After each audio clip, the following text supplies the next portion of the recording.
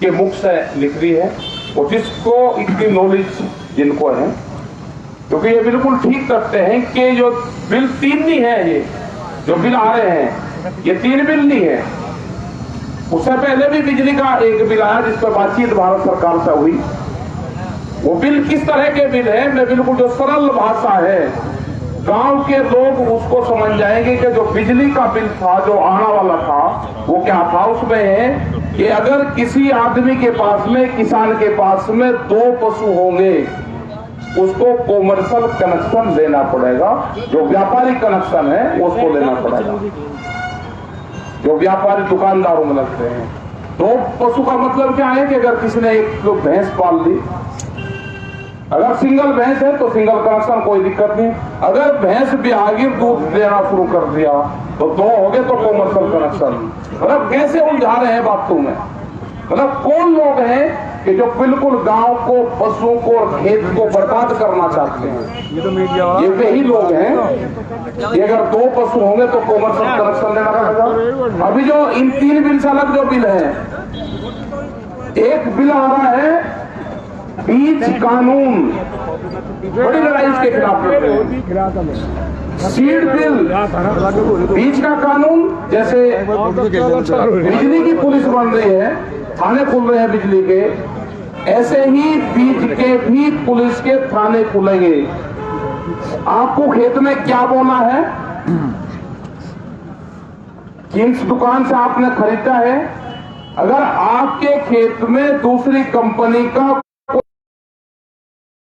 मेरा बीज चुरा के बोया है अपने खेत में, आपके खिलाफ मुकदमा होगा और 1 करोड़ रुपए तक उसमें जुर्माने का भी प्रावधान है। 3 कानून ये है। कौन व्यापारी आएगा? कानून बनने से पहले देश में गोदाम बन गए, यानी बने गोदाम अभी, लेकिन आपके गुजरात, राजस्थान, हरियाणा और पंजाब अलग से रेलवे लाइन है, उनके पास में गोदाम है, और जितना अनाज आप इकट्ठा करते हो, बोते हो हम खेत में, इतना अनाज अपने गोदाम में रखने की कैपेसिटी उनकी है। 10 लाख मीट्रिक टन अनाज के गोदाम उनके बढ़ गए हैं। उनका जो वॉलमार्ट जैसी कंपनी आएगी, जो बड़ी कंपनियां पूरी दुनिया की, उसके पास में 10,000 पानी के जहाज है। वो कंपनी खेती के क्षेत्र में आ रही, वो एक देश का अनाज उठा के दूसरे देश के उसमें फेंक देगी तो 1 साल में 2 देशों को मारने की कैपेसिटी रखती है। इतना उसका बजट है कि यहां से माल उठाया, यहां शॉर्टेज करी और दूसरे में फेंक दिया, वहां पे डाउन कर दिया। ऐसा ही इन कंपनियों का हाल होगा। ये रेट को अप डाउन करने की कैपेसिटी होगी इन कंपनियों के पास में।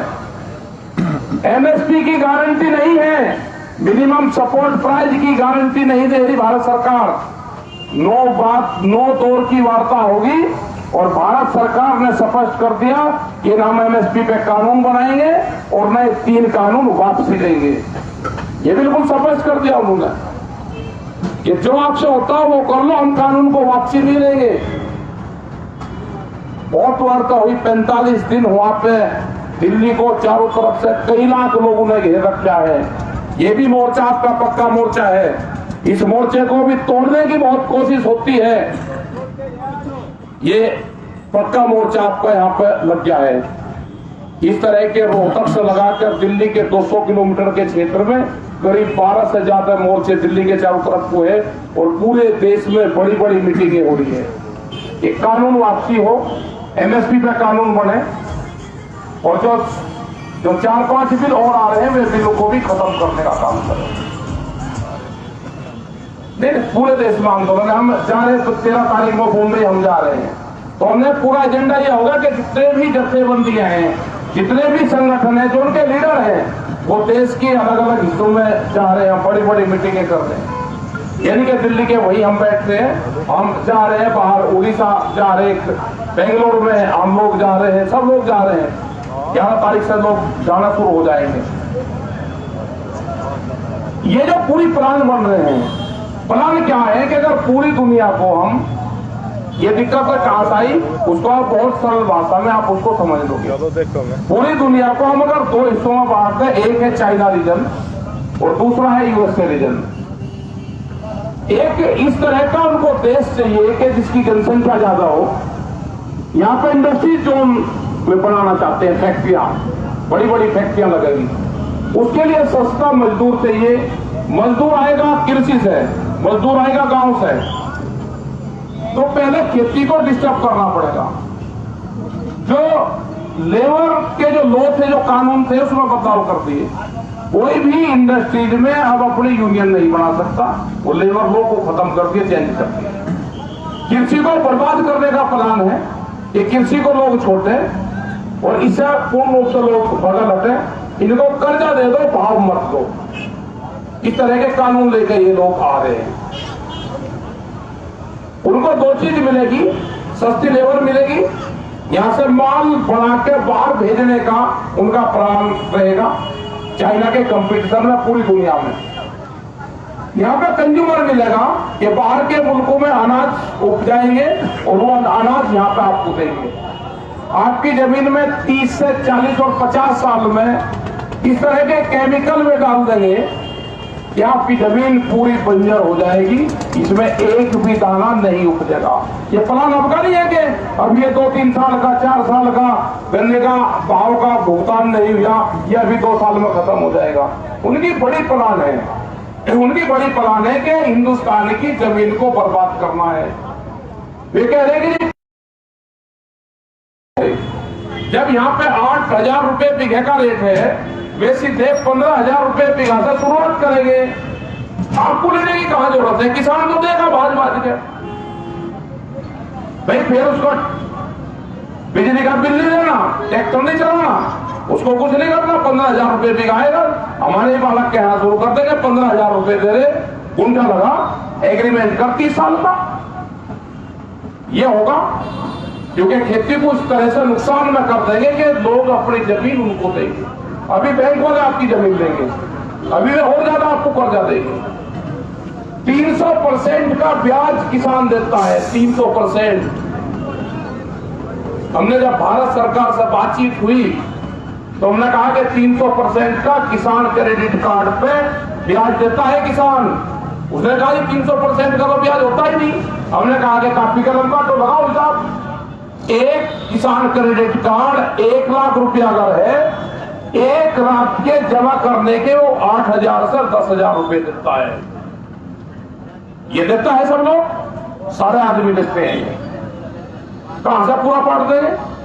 अरे हमने ये कहा कि इसमें सुविधा कर दो, आप जितना उस पर कर्जा बैठा है, किसान क्रेडिट कार्ड है, आप उसका जो ब्याज है वो ले लो।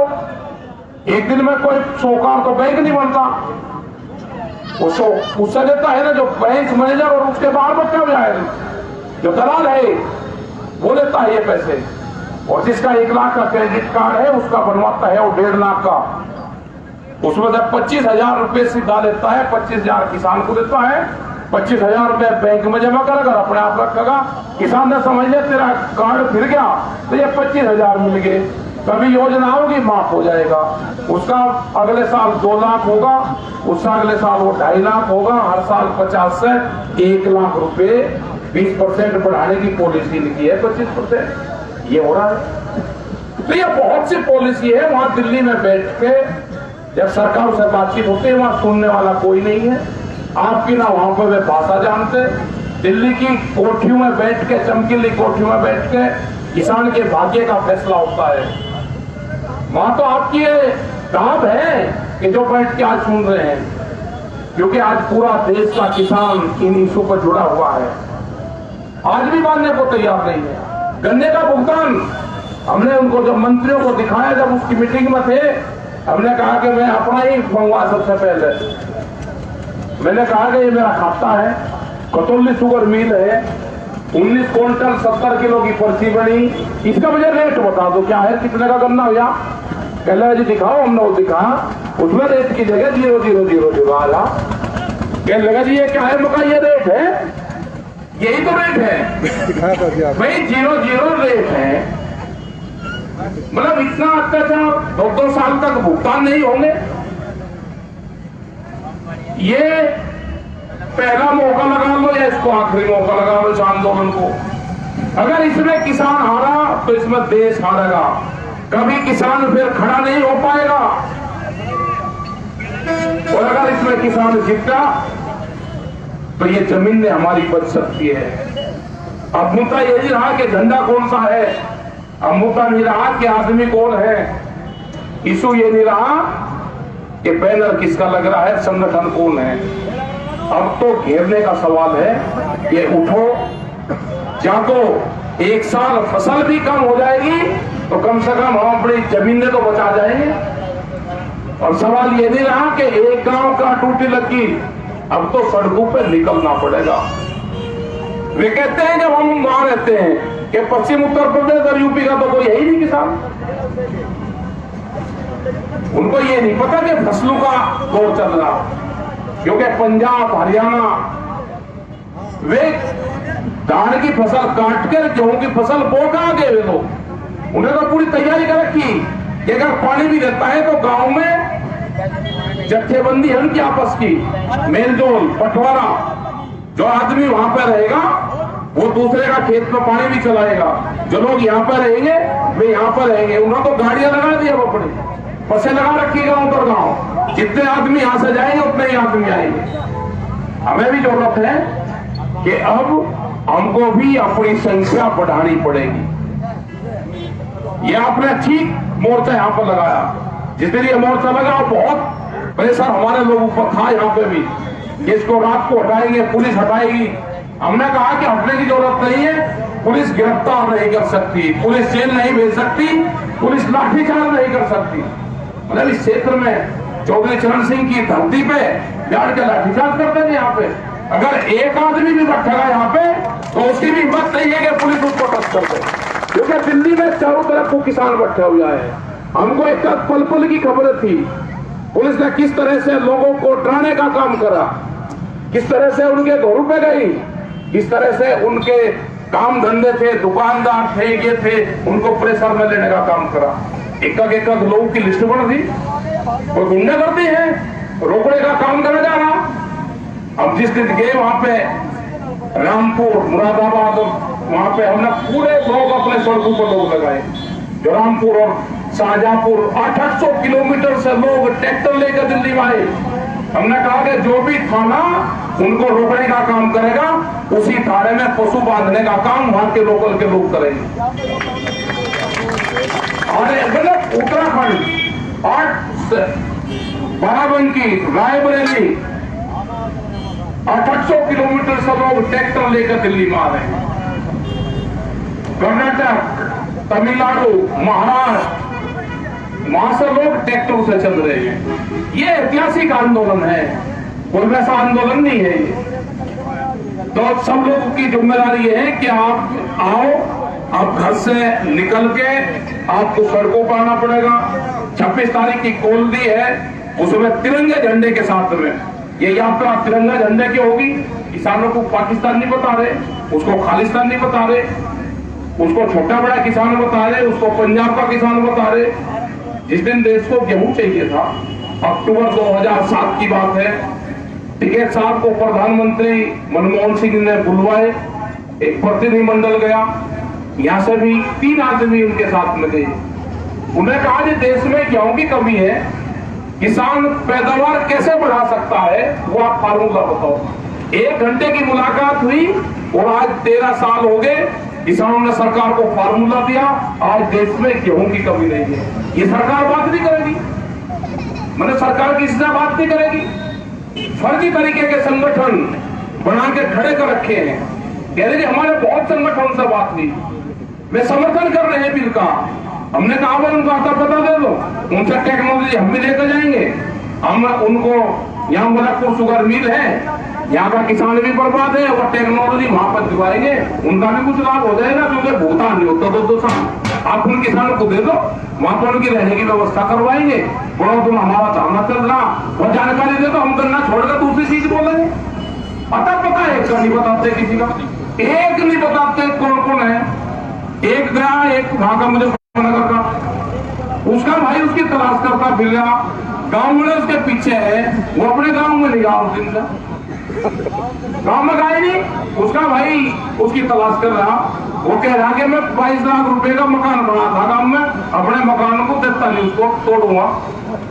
तो ये आदत हो रही जो एक लोगों को लेकर जाते हैं, यही हमारा समर्थन है। भाई टेक्नोलॉजी तो आ दो, कौन सी मंडी में बेचा, 800 रुपये क्विंटल में धान बिक रहा है। मक्का की खेती चलो यहाँ पे नहीं होती, हमारे यहाँ पे बुलंदशहर, ये इसमें जितने भी अलीगढ़, 800 से 1000 रुपये क्विंटल मक्का। अरे सरकार भाई ले लो उसको। हमने कहा कि सरकार खरीदो भी मत, आप उस पर कानून बना दो, जो व्यापारी आएगा उसके कम पे खरीद नहीं करेगा। ये बात समझ में नहीं आती, कह रहे जी व्यापारी खरीद लेगा ही नहीं, फिर मतलब व्यापारी की बिगड़ जाते हैं, किसान की कम है। तो ये आंदोलन आपको तेज करना पड़ेगा, आंदोलन को बढ़ाना पड़ेगा। और यहाँ पे सभी लोगों का धन्यवाद है कि जो लोग यहाँ पे आए, मेरे बुजुर्गवार यहाँ पे हैं, सभी नौजवान साथी यहाँ पे हैं, इनका बड़ा योगदान इन बच्चों का है। और इस तरह की जो विचारधारा है बच्चों की, ये आगे बढ़नी चाहिए, ये गांव तक विचारधारा जानी चाहिए। अभी वालमार्ट कंपनी जैसे प्रपोजल लेकर आ रही है, उनका है कि जो साप्ताहिक बाजार लगाते हैं, उन बाजारों को खत्म करने का पहला टारगेट उनका है। उसमें 4.5 करोड़ लोग बर्बाद होंगे, नौकरी पैसे वाले बर्बाद होंगे। जो दुकान करता है, जो शहर के अंदर, जो मोहल्ले में दुकान करता है, जो 60 से 100 लोगों को उधार सामान देता है, वो दुकानदार बर्बाद होगा। ये सारे के सारे दुकान भी जाएंगे, स्मॉल इंडस्ट्री जाएगी, किसान जाएगा, सब कुछ खत्म होने का प्लान सरकार ने बना दिया है। तो आपको सचेत हो जाना चाहिए, अपने लाठी गोदी के साथ में तैयारी किसानों को करनी पड़ेगी। धन्यवाद, जय हिंद।